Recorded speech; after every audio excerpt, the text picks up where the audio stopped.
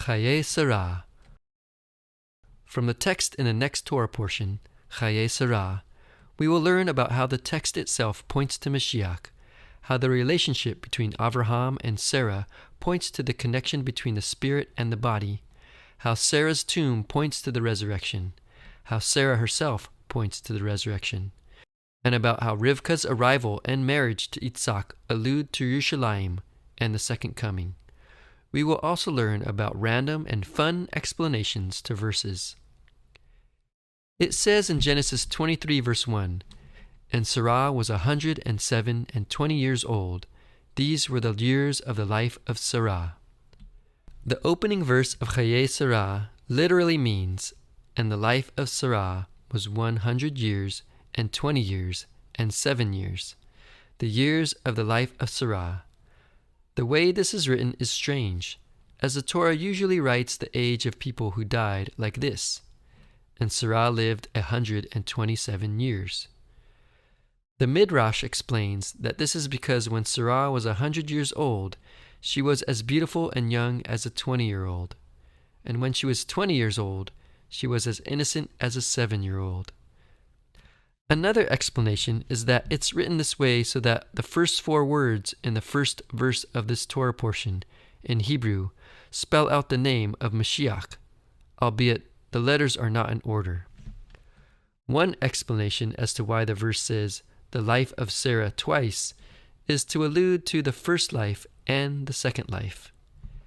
A part of Genesis 23 verses 2 through 3 says, "Avraham came to mourn for Sarah and to weep for her, and Avraham stood up from before his dead." The mystics compare the union of Avraham and Sarah to the union of the spirit and the body. In this analogy, Avraham is compared to the spirit, and Sarah is compared to the body. Sarah brought on Avraham's spiritual aspirations into the physical world through the birth of Yitzhak. When Sarah died, Avraham grieved over her for a time, but then he rose from beside her. The mystics say that when a person dies, the spirit lingers next to the body to grieve it, but then it rises up to paradise. Although God had promised the entire land of Canaan to Avraham and his descendants, at the time of Sarah's death, Avraham didn't own any part of Canaan, and he negotiated with the local Canaanites to find a burial cave for his wife. He found a cave in Hebron called Machpelah, and even today Jews regard this cave as a holy site. Avraham bought this plot of land because he believed in the resurrection of the dead. Avraham believed that in the world to come he would be reunited with Sarah, just as the soul is reunited with the body in the resurrection. In addition to the resurrection, Jewish tradition also relates the cave of Machpelah to the Garden of Eden and eternal life. The rabbis believed that Avraham chose the cave because he discovered that the field which the cave was on was a portal to the Garden of Eden. One source even states that Avraham discovered Adam and Eve entombed inside the cave. Avraham recognized the spiritual presence of the Garden of Eden, but Ephraim the Hittite recognized no such thing. This explains why Avraham was willing to purchase the cave at any price.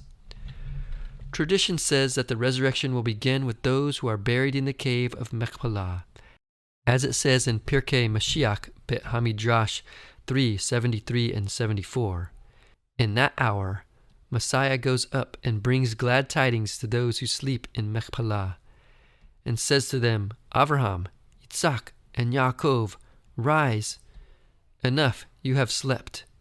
And they reply and say, "Who is this who removes the dust from over us?"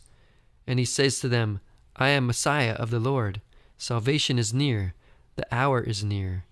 And they answer, "If it really is so, go and bring the tidings to Adam, the first man, so that he should rise first." In that hour they say to Adam, the first man, "Enough, you have slept." Sarah is the mother of our faith, and in turn, Sarah is the mother of our reward for our faith, the resurrection. As it says in Safat Emet in Yachut Mashiach, Chayei Sarah 21, Adam and Eve brought death to the world, but Avraham and Sarah brought the resurrection of the dead to the world. Because Avraham and Sarah had no offspring at first, they were as good as dead. But then they believed that God was someone who gives life to the dead and calls into being that which does not exist. As it says in Romans 4, verse 17 through 19, God gave them the gift of a son, and in turn, the Messiah, the opening of the gates of Eden, and eternal life. In Genesis 24, verse 67, it says, "And Yitzhak brought her into his mother Sarah's tent, and took Rivkah, and she became his wife, and he loved her. And Yitzhak was comforted after his mother's death." Before Rivkah arrived, Yitzhak mourned over the loss of his mother, and Sarah's tent stood empty and forgotten. According to the rabbis, Rivkah's presence in Sarah's tent rekindled the life and the miracles that had ceased after Sarah's death, as it says in Genesis Rabbah 60, verse 16. And so Yitzhak saw her following his mother's footsteps. Rivkah's arrival comforted Yitzhak because she was worthy to carry on his mother's legacy. It says in Ecclesiastes Rabbah 1 verse 10, "Before he caused the sun of Sarah to set, he caused the sun of Rivkah to rise." Sarah's tent points to Yerushalayim. When the Messiah returns and gathers everyone from exile, the miracles of God's presence will be restored, and the sorrows of exile will be forgotten, as it says, "Thus Yitzhak was comforted after his mother's death." The text of Chayei Sarah points to Mashiach.